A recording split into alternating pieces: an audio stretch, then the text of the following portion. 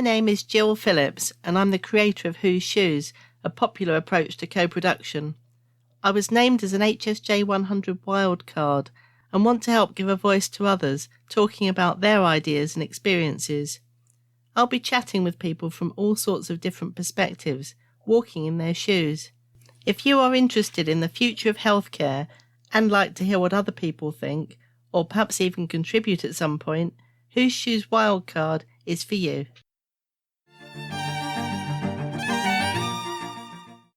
So we're back for another episode of Wildcard Whose Shoes, and it's brilliant to see how much networking is happening already through the series, including people suggesting new podcast guests. So it was Terry Porritt, episode 12, who introduced me to today's guest, and I'm so glad she did. Welcome, Rachel. Terry told me that you're a wild card indeed, and she's certainly right there. Today's guest, Rachel Jury, is winner of the National Diversity Award 2018 for Positive Role Model for Disability. She tweets as Rocking Two Stomers and refers to herself as one of the community of double baggers.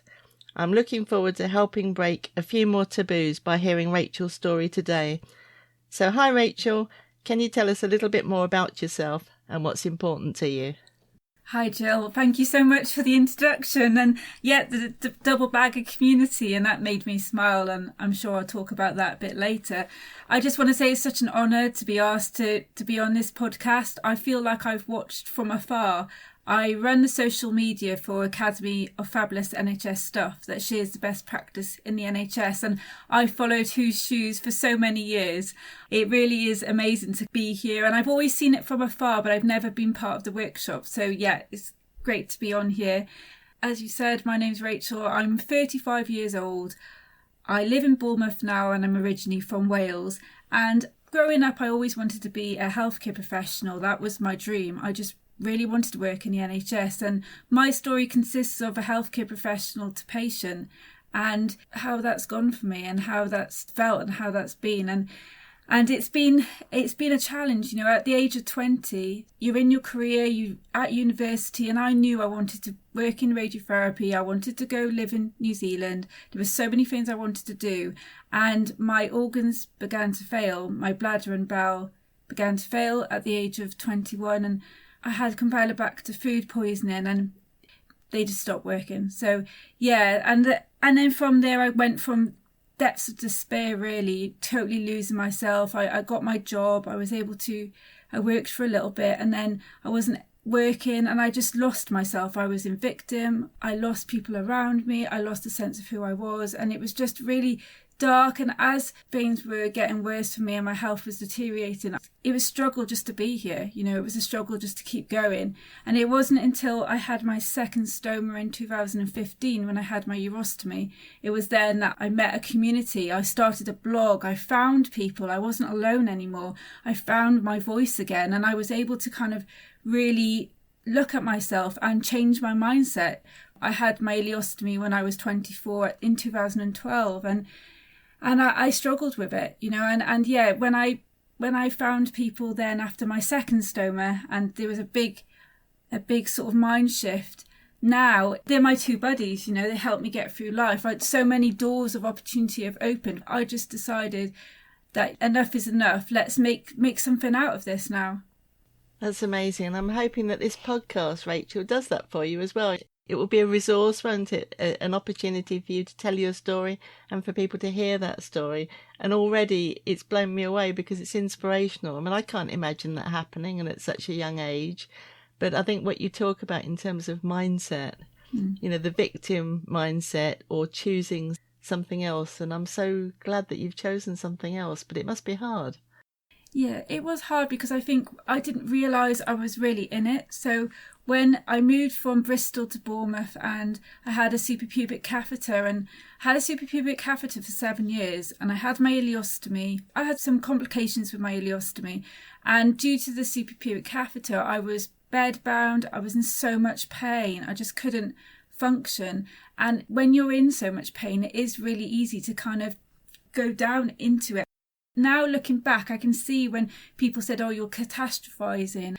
But I wasn't at a place where I was able to kind of build myself up to be able to do some of the suggestions. But when the cells had mutated in my bladder and I got told at the age of 28 I needed a second stoma, my world collapsed, because I just thought, how am I going to cope with 2 bags? I didn't like the one I had. I just thought, I just can't believe this is happening to me. All my life I wanted to work in the NHS. I had all these dreams, and now I'm not able to do anything. I'm not able to be a woman to my partner. I'm not able to have a sexual relationship because it was too painful. I wasn't able to be, my whole world had collapsed. And when I went to my appointment, I brought one of my close friends with me, and they told me I needed a second stoma, and I completely missed a lot of the conversation. And on the way back on the bus, my friend thought I was a bit too chirpy, and he said, "Did you hear that they said that you can't have children?" And I looked at him and I felt like he just punched me in the face, because I'd completely missed that aspect of the conversation around having my bladder removed, around the way that it needs to be removed, that I'm not able to have children, I wouldn't be able to carry.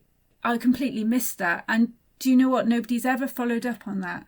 So I had my surgery a few weeks later, and this surgery was in 2015. Nobody's ever said to me, "You know, we told you that. How do you feel about it? Do you need extra help? We know that you're of age." And it was about 2 years ago, before COVID hit. It was really affected me. A lot of people around me were having children, and I really, I love to have kids. That was one thing. I always wanted to have kids, and it really brought me to my knees. But I went to Steps to Wellbeing, and I had some support, and I accepted that, I'm auntie to lots of children, and I'm okay with that, and I think I might even set a chess club up with some children in a school, because I do like chess, and I might get the kid energy that way. But again, it's through my journey, there's been lots of layers of acceptance, accepting that I'm not perceived the person that I thought I was all those years ago, and how I thought my 20s would go, my 30s. But now, I suppose, like rocking 2 stomas, sharing my lived experience, all the work that I do, the many hats I have, that is my baby, and that's something that I can nurture, and it's, part of me. But that, I wish somebody could have gone back to me and said, "I'm sorry you have this." And it's those kind of subjects, that taboo subjects, that people need to be more open about and talk about.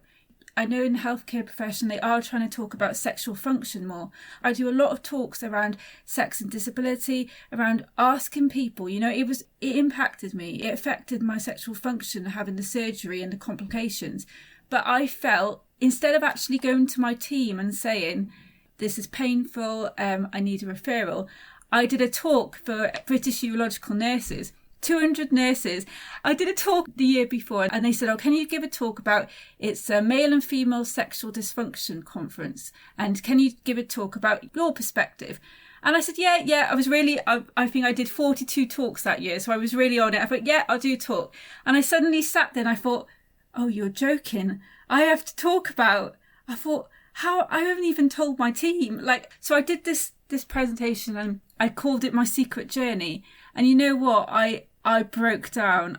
It was the best, but also the most emotional talk I'd ever done. And I said, this is an issue now. I'm standing here in front of 200 nurses talking about how this has affected my whole being, not being able to be sexual because of pain, and trying to find different ways to fix it, like by getting dilators and etc., which isn't safe.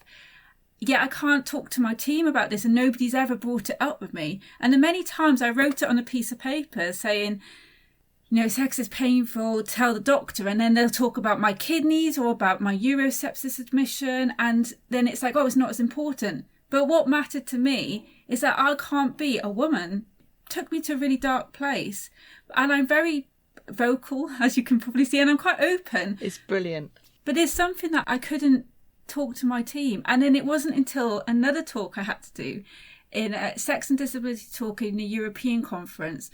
And my GP said to me, "Oh, have you got any talks planned?" I said, "Oh yeah, I'm doing one about not being able to talk about sexual function, and it impacted me." And he looked at me, closed the door, I was about to leave, he closed the door, went, "Come on then." And I told him, and then I got referral to gynecology. There was some physical things that I can't have surgery because surgery is difficult now, I've had so much. But I had a referral to psychosexual, and I had a referral, and that's what I so desperately wanted. And doing the talks helped me, but I was unable to have that conversation. There's so many layers to that as well, Rachel. I mean, one thing I picked out early in what you said was about, just jumped out at me when you said you're catastrophizing. And like, what a judgment is that? You know, what is a catastrophe? Personal catastrophe, all your dreams, as you've described so eloquently, being taken away. Who is someone else to tell you that you're responding badly to that? I bet you sometimes want to put yourself in my shoes, you know, for that person to actually see how they'd respond to that situation. And then another thing that jumped out at me was how it sometimes takes something extreme to be able to talk. So I remember when I was talking to Yvonne Newbold, and suddenly she told her story on Woman's Hour. She'd never felt, you know, another taboo subject, violent and challenging behaviour in children, and she'd never been able to talk about it. And then suddenly a skilled facilitator got her very naturally talking about what mattered and all the fantastic good that's come as a result of that, because these subjects need to be talked about. And then for you to say that a healthcare professional, you know, you're crying out for them to actually listen to you about what matters to you. And then that's probably the bizarrest way that could ever have happened. But hey, it happened for you, that someone's listening then. Yeah, it did. And also it's, for me, I feel like I've had healing in that area, and there's ways around it and it doesn't impact me so much. But what I've also known is through the community, through the stoma community, and through, I think it doesn't matter what condition you have, sexual function needs to be talked about more. Mental health can affect sexual function. It still seems to be very much healthcare professionals are afraid of, how do we bring it up? How will the other person, will they be offended? How do we even talk about it? And it's more to do with their fears, I think, than actually, for me, I was desperate for somebody to just to say really bluntly, how's your sex life? That was what I was desperate for somebody to say. For me, who's so open, that I just couldn't say, because it was the acknowledgement of a part of me that I don't know if there's shame to it, I'm not sure, but there's a part of me that it really impacted me, but I couldn't actually say it. And there are lots of people that have been in that place, but as Terry and stoma nurses, they are bringing this up more. They are talking about sexual function more. There's more education around it, how to talk about it. But I like to see it throughout, though. I like to be, you know, when you've got the tick boxes and, you know, have you asked the patients this, X, Y, Z, I like to see sexual function being part of that. Yes, yeah. And the whole tick box mentality, and that whole, from a healthcare professional point of view, of have I got the training to know how to respond if someone answers in a way that's going to take me deeper. So there's so many layers. I mean, as I understand it, the training that Terry provides for healthcare professionals to understand walking in the shoes of someone who's got a stoma or two stomas. Yeah. What a combination you two are. Oh yeah, Terry's brilliant. I love her to bits, and she's opened lots of doors for me as well. And doing the work for Academy of Fabulous Stuff, I felt to do my degree in radiotherapy and oncology, and wanting to work in radiotherapy, to now be able to be back in the NHS, but a different capacity, you know, sharing some great stuff that happens all around the NHS, some great innovations. Seeing the Who's Shoe movement and so many things. It's such a privilege to now be able to be back in the NHS, but in a different capacity, not the hat that I did have. And actually, I was reflecting the other day, when I was a therapy radiographer, I was a little bit arrogant, you know, and I suppose not arrogant in this respect that I thought I got it, but until I've gone through my own experience, I didn't get it. You know, I thought when you're taught everything, and you're treating patients, and it wasn't until I got ill myself I realised the impact of being ill, the impact of, you know, going through investigations, the waiting for the results to come back, the fear, all of that. And we can be taught it and we can be told it, but when you've actually gone through it, and it's back to the lived experience, when you've gone through it and you've really experienced it, then you can see how the impact. And that was what was missing from my practice. And if I went back now and I worked as a therapy radiographer, I would be so different, because I didn't get it, but I get it now. And that makes me feel a bit bad, but that's my truth. And that's why when I do talks to healthcare professionals, I try and say it's put yourself in your patient's shoes, and you might not totally understand it, but how they might feel, because unless you've been through it, you won't fully understand, but your communication will be better. You might understand if somebody is not able to really talk much. You know, for me, when I had my ileostomy in 2012, nobody could talk to me about it. I was so unengaged. I questioned as to whether I was fully consented. I listened, but I just wasn't able to take it in. I couldn't believe this was happening to me. But then roll on 2015, and I'm looking on YouTube about my cystectomy bladder removal operation the day before. I'm watching it on YouTube. So I was totally different. You know, then I was really able to go there. Back then I wasn't. And being a healthcare professional, I was quite shocked that I didn't want to know anything about it. I thought I would want to know everything. I just thought, I can't believe this is happening to me. And I switched off. I think there was something important there about meeting you where you were. So, you know, as a healthcare professional learning, there's so many skills required, aren't there, in terms of what that person's going through now. And the fact that I've said the words is very different from you hearing the words, understanding the words, taking it in, consenting, because you're in shock. So you came up with, as I understand, a fantastic exercise that you said was inspired by Whose Shoes, but it's something different from anything I've done. And I thought it was amazing. So do you know what I'm talking about? And can you tell us about that? I do, yes, and it gives me great pleasure to talk about. So as I said, I've got many different hats, but one hat I have is I'm a part of peer membership in Bournemouth University, and peer means public involvement in education and research, and it's basically service users' patients' voices that are used to help teach students and used in sessions. So you've got the lived experience, you know, you're not just written down, it's the real person. We get involved in role play sometimes. And I was asked by Dr. Mel Hughes, who I've got a lot of respect, and she's amazing, and she's associate professor in social care, and she's the academic lead for peer. And she asked me, can we design a session for third year social workers on learning from lived experience? And it was basically based on a book that Mel wrote, but she co-wrote with about 10 other service users and also other social workers that wrote a chapter. So I wrote a chapter in this book, and the book's a guide to statutory social work interventions, the lived experience. And my chapter was direct payments. So it was my experience of direct payments. And I talked about it, and then a social worker I was assigned to, she also wrote in between as well. So it's a really good book, and Mel's very passionate. So she asked me and this other lady to kind of design this session, and it was for third year students, and it was to do with the book. And I remember looking at all the work you did, and because I hadn't been to any workshops, I just liked the idea of the Whose Shoes. So I put it to her, I gave her your Twitter handle, and I said, how about we do this session? Instead of me just talking through my chapter, how about we get the students to read the chapter, and then from there they have to literally put themselves in me. So there was my chapter, and then another lady who had been through care as a child. So put yourself in her shoes and as a child, and my shoes.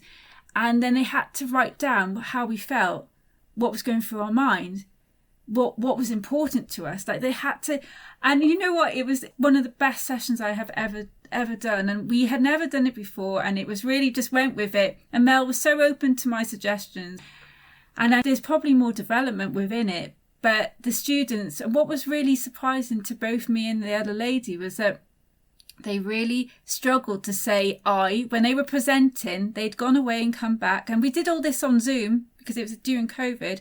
When they were presenting, they couldn't say I felt scared. You know, I felt that I was going to be put, I wouldn't be able to live on my own. Personally, for me, I was scared that social workers were going to say you can't live on your own anymore. That meant a lot to me. And they really struggled to say I.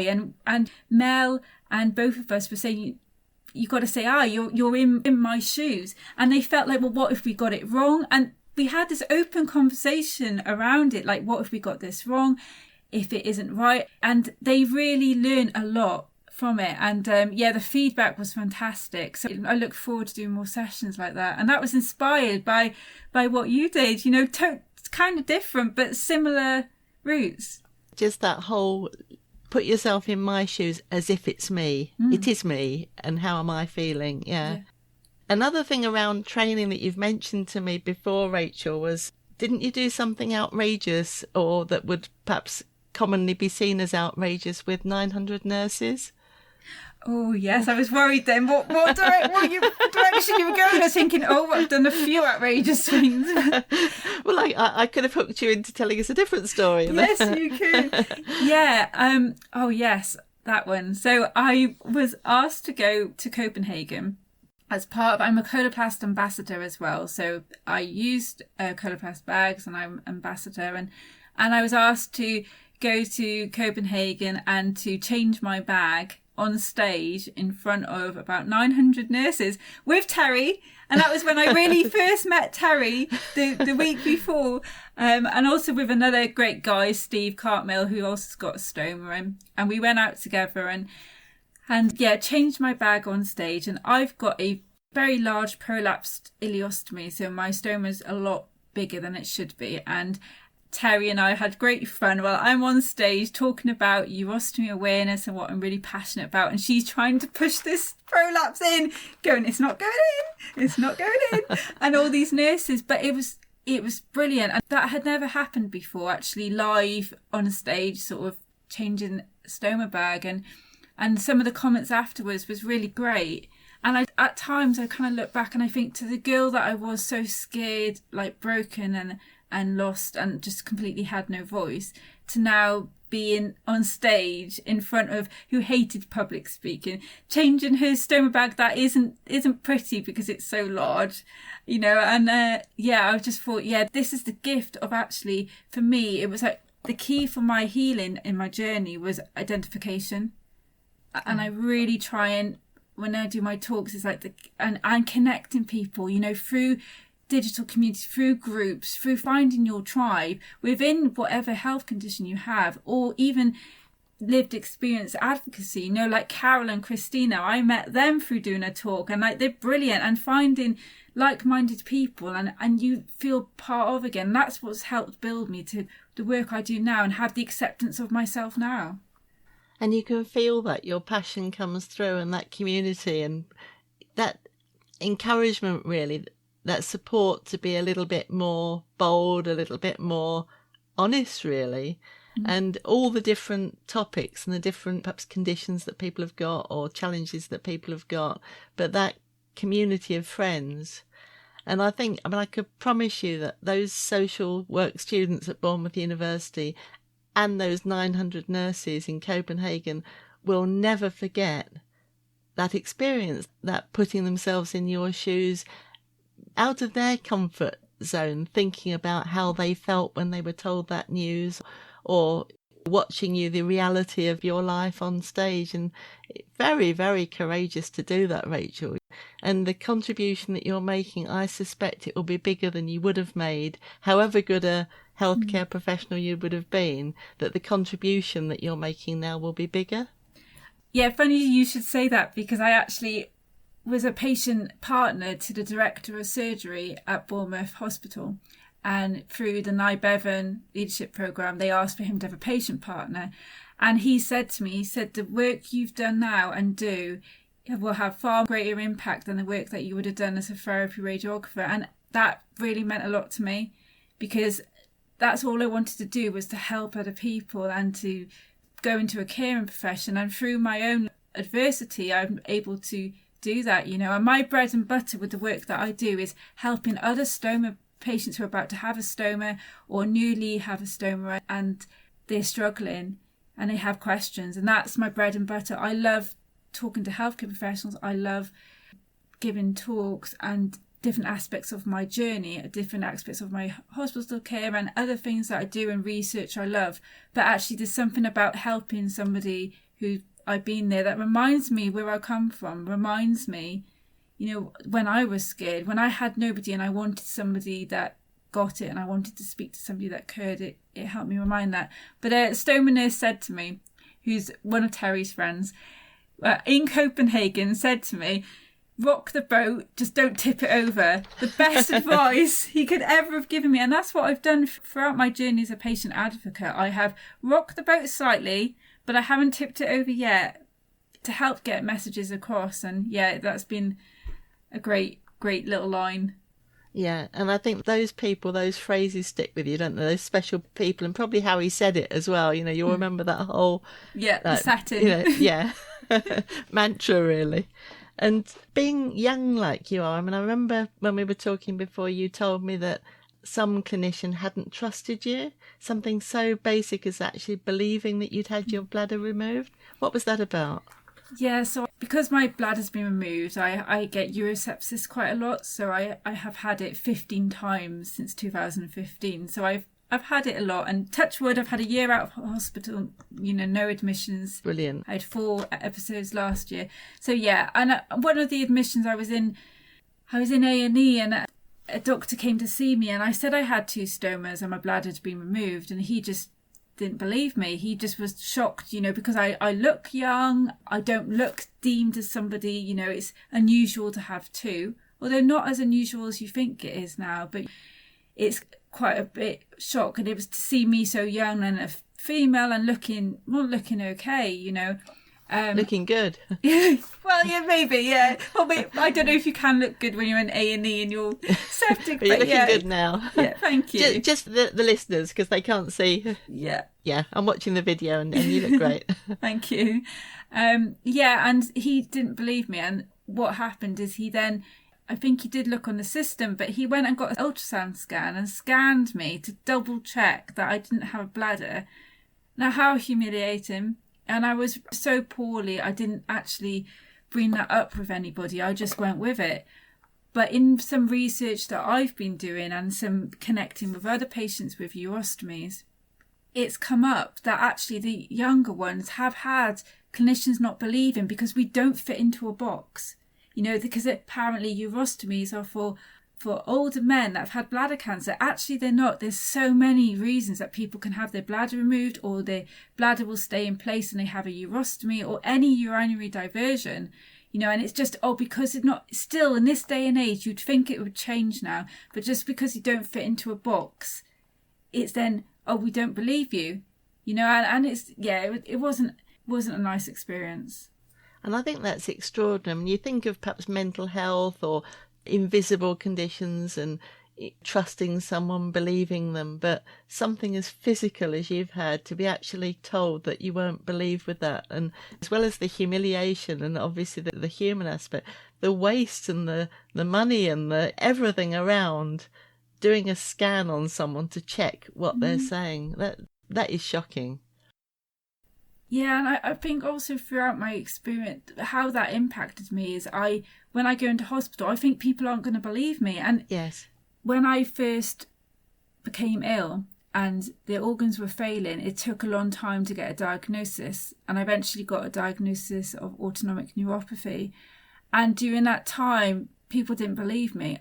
And they didn't know why things were failing for me. And that has impacted me throughout my whole journey, because all the surgery I've had, all the near-death experiences I've had, all the admissions I've had, there's an element in me that thinks nobody's going to believe me. And I've actually had to say, like, I am really septic. They're like, your blood test shows you are. We don't. But because that whole not believing me, because I don't fit into a box, it has impacted. And I've had to really be aware of it. And I've had to do quite a lot of work on that, knowing that, yes, people do believe you. You don't have to double question. You don't have to show all the thermometer, like take a picture of the thermometer, right. Go, and my temperature was really 41. It's like, we know. But because of that past experience that I had and that trauma I had, I guess, you know, through not being believed and being so ill, that then it plays out now.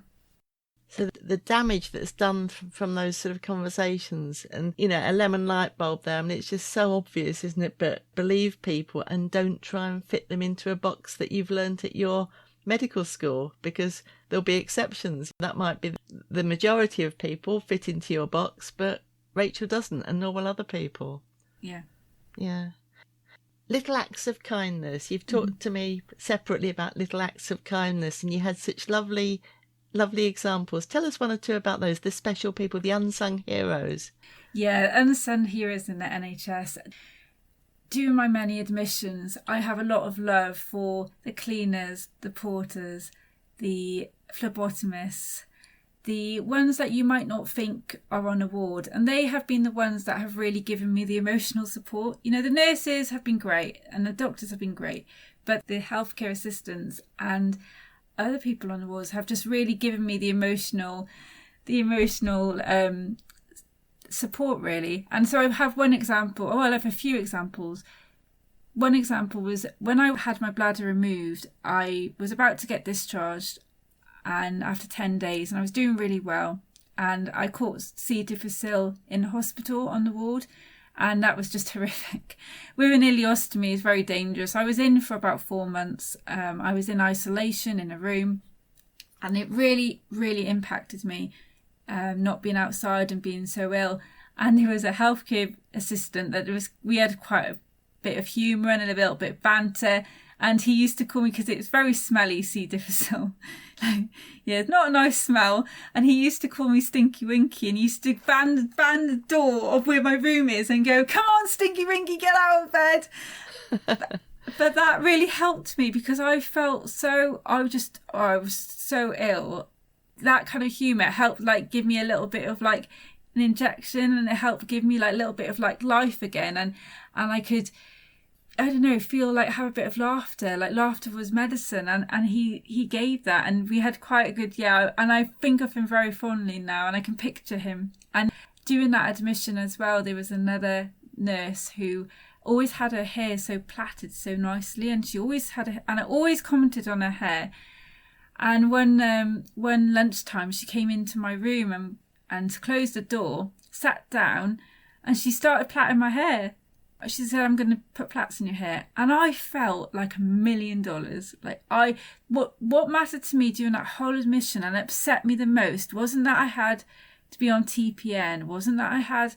So what's TPN? Tell us. Total perineal nutrition. So I wasn't able to eat, and I had to be fed through... I had 2 PICC lines, so fed through a PICC line, and my other PICC line was for other things. And I had to, because my stoma had stopped working due to the C. difficile, and I just had that big surgery, I had to have TPN for a while.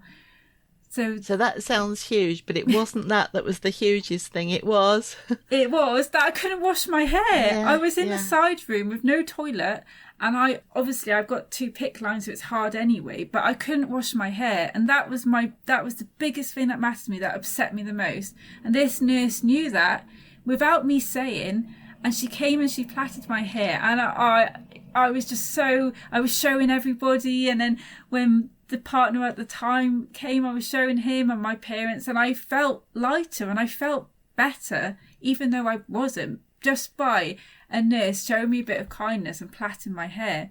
And sometimes it's the small things, like Terry says, it's the small things that are the big things. It really is. And when you're on TPN, then what happens as far as the tea trolley? Do they come to you, or how does that work? Yeah, they don't come as often. They might come for a tea, but not really. But they won't come for lunchtime. And then I miss the interaction with the person that's running the food or the tea trolley. And you kind of become my day then became really long, because the food and lunchtime and eating broke it up. It then became quite long, and that was quite hard, quite an adjustment. Yeah, I think it's so easy, isn't it, to focus on the medical or the practical. So a tea trolley comes round, but this person can't have it. But this person still needs the associated company, little chat, seeing a human face.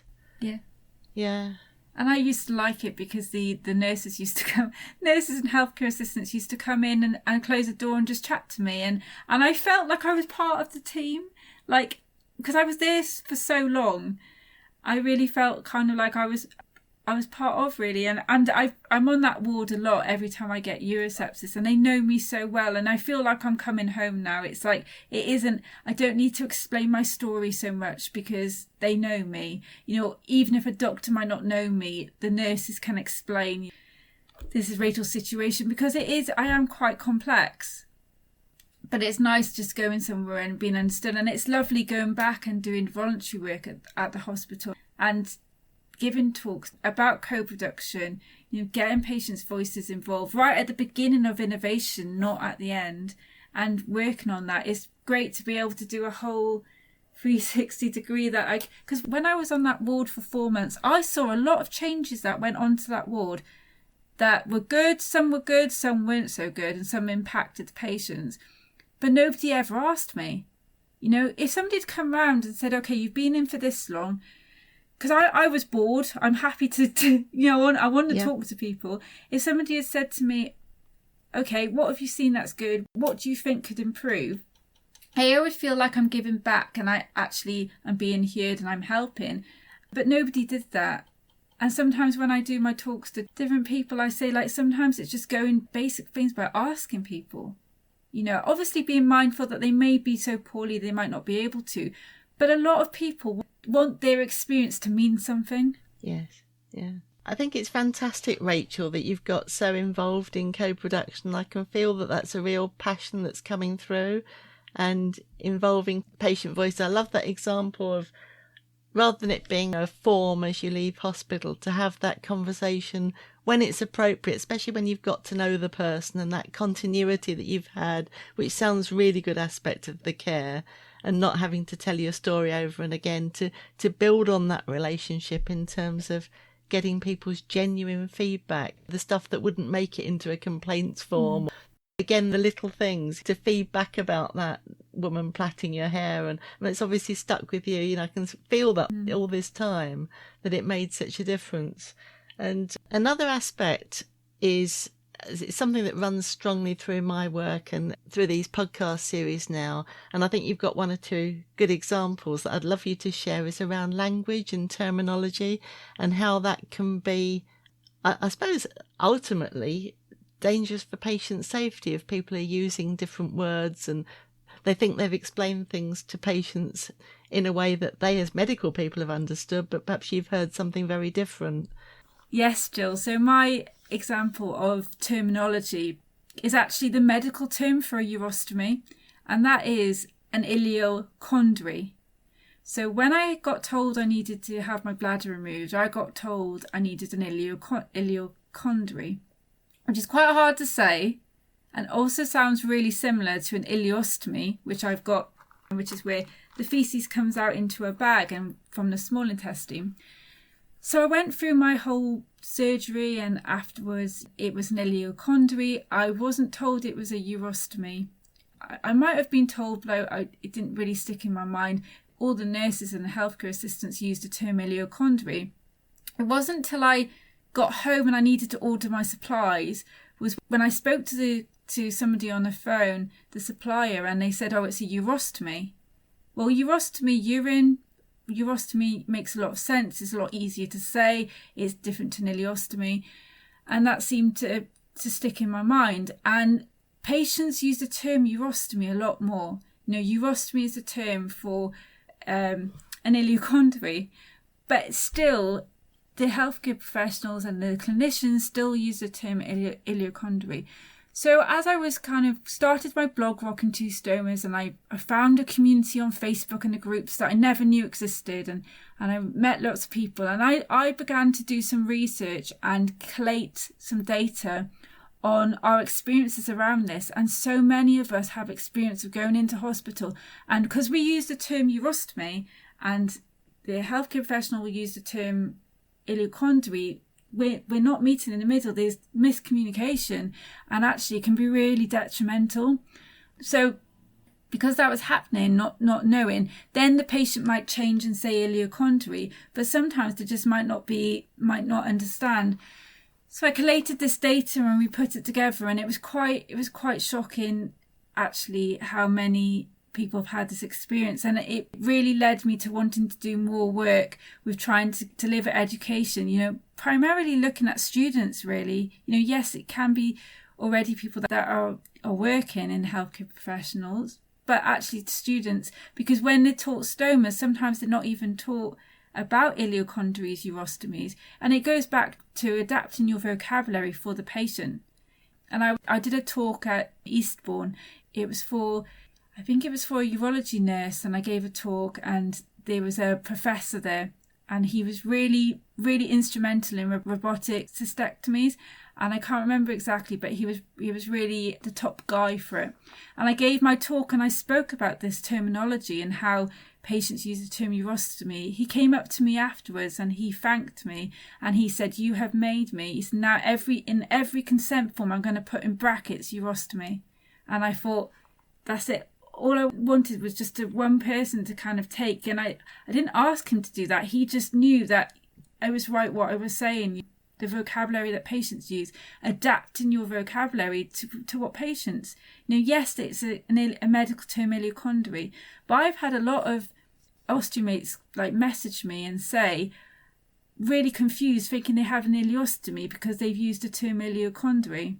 And how do we go about getting that out more? And I bet there's lots of terminologies like that throughout the different conditions where there can be a miscommunication, and actually let's change the vocabulary for what patients use. When I call up and order my stoma supplies, it's I want ileostomy and urostomy.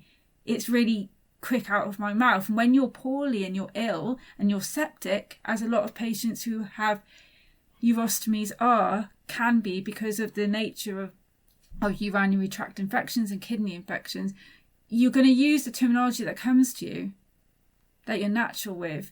So yeah, it's about changing that. Wow.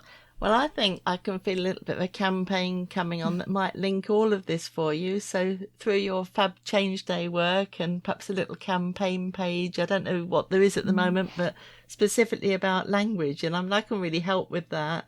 And some of the examples I've got, so one of the workshops I do that I love the best really is a co-production workshop with the Darcy Fellows. And I'm deliberately a bit kind of provocative, and I can see there's an obstetrician in the group and, might make a little anecdote about someone coming to the hospital for an IOL, because I've got a big thing about acronyms. Mm-hmm. And immediately and quite fairly, that person thinks it's an induction of labour. Mm-hmm. And I'm saying, well, that's funny because it's a male and he's going to the eye department and it's an intraocular lens. And some of these are, quite funny, hopefully, but some of them are dangerous. And we've unearthed some of the things that just by putting an abbreviated version could actually mean something different within the same department or the same service. And, in our work, we use poems a lot. And so I think you're editing at the moment our event in a tent, Poets Corner, that we did, which thank you so much, Rachel. That was brilliant. And I was delighted that my good friend Fabob's Flo, so she's an obstetrician. By coincidence, I just gave that obstetrician example. But she wrote a lovely poem called Reassured. And basically, again, a word that's probably learned in medical training. The patient was worried about such and such. The medical professional told them XYZ answer, which is the medical answer, but then to write in the notes, reassured. Does the healthcare professional actually know that that person's reassured, or did they go home saying, I got no idea what she was on about? So I think anything like that cuts through and gets people those lemon light bulb moments, that healthcare professional not only heard what you were saying, but also had the good grace and very positive, isn't it, to feed that back to you and tell you that from that point on, he will change his practice. That's huge. Yeah. So how to get that same message out to the other equivalent people? Yeah, it was massive. And what that did for me is I then through Twitter found some connections where we did like a mini study, and we did a little study with a urologist in Exeter, and they helped me in Newcastle, and we did it together. So another thing that I'm also quite passionate about, and I really would be excited to see the scope of, is actually asking patients what research, experts by experience, asking them what research they would like to see in their experiences of conditions or medical appliances, because I tell you what, I think there would be some great ideas. You know, personally for me, I know some of the subjects that I would like to be looked into. And I think if researchers and clinicians could actually go to the communities and go, what would you like us to see? There is an example I can give, though, where this has happened. So ACPGBI, which means the Association of Coloproctology of Great Britain and Ireland, PLG, the patient liaison group that's attached to that, they are brilliant, fantastic, and the work they're doing is awesome. And they have stomas, obviously they have experience within that, and they actually went and produced a survey and they asked us, what is it, the research that they want us to see? Wow. Their PLG is like fantastic, and I would love other specialist areas to adopt what they have done. And they actually went and asked us, because they knew that the answer is in us. If they have access to our community, we've got the answers. It's just accessing us. So yeah, they asked us, and then they're now doing research that is important to us. For example, I know there's research that's happening about peristomal hernias, which is it can be a complication of having a stoma, and around exercise and loads of different topics. And I was able to put some of my ideas, my ideas is having 2 stomas, and I created a Facebook group, Double Baggers, for people with stomas. And I thought I was the only one in the world with 2, and I'm really not. And now we've got, I think, nearly 800 members, and it's amazing. So in my Double Bagger Stoma group, Facebook group, which is, I have other admins, and it's not mine, it's ours.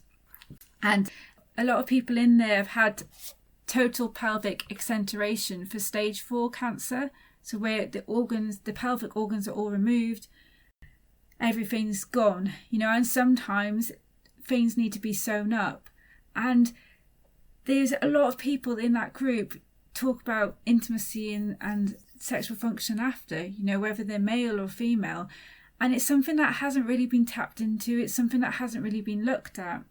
And there's a big need for it. So personally, I would like to see more research happen within the whole sexual function discussion, in particular around patients that have had that surgery, because I think it's so important. And I have a lot of messages, and I try and say, please talk to your team, but really there should be something in place where they go to see a counsellor, where that is part of with the surgery that they have, that they can talk about, because it affects. And a lot of people say to me they worry about their partners, and they're just happy that they're alive. But actually it goes back to what I said, what matters to me and what matters to the person is that matters to them. So again, going back and asking the community, whatever area you specialise in, what would you like to see? We've got the answers, but we just need to be asked. Yeah. And that runs through co-production, doesn't it? Definitely. I think that's just so exciting, Rachel. It sounds as if you've got so many ideas, but some of these ideas are actually happening, so you're able to quote the best examples of them. And then other people can look on and think, well, what are we doing? Why aren't we doing that? And as you're talking, I'm hearing things like, you thought you were alone and it must be a very lonely place, and then suddenly you've got 800 members. So those 800 members might have all felt that they were the only person.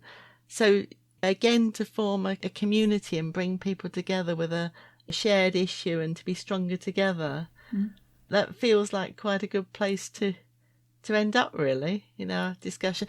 Was there anything else? And that's just been such a brilliant conversation, Rachel, and I'm learning so much, and I'm just loving connecting with all these amazing people rocking it in their sphere and rocking 2 stomas. What a brilliant Twitter name. And do you know what? A nurse came up with that. I was lying in bed and they said, why don't you start a blog? And then I said, I wouldn't know the name. And a nurse said, Rocking 2 stomas. I went, that's it, that's the name. We'll go with that. We'll go with that. And it's just gone. Do you know what? I would love it if the Wildcard podcast could all get to meet together, Jill, and have a bit of a party. I think we could have definitely network. Yeah, that would be fantastic, wouldn't it? We'll have a virtual, probably have to be virtual Wildcard podcast party. Wow. Yeah, we're still gathering people at the moment, and no doubt you'll have 1 or 2 people. I mean, I think Yvonne mentioned Victoria would get your belly out. That would be Again, very relevant. I don't know whether she'd be interested. I think perhaps she would. So This podcast series is growing, and it's thanks to people like you. Thank you so much for taking part and for everything that you've contributed today. Thank you, Jill. Thank you for letting me share my story and other people's stories. It's been amazing. Thank you. I hope you have enjoyed this episode. If so, please subscribe now to hear more of these fascinating conversations on your favourite podcast platform, and please leave a review. I tweet as Whose Shoes. Thank you for being on this journey with me, and let's hope that together we can make a difference.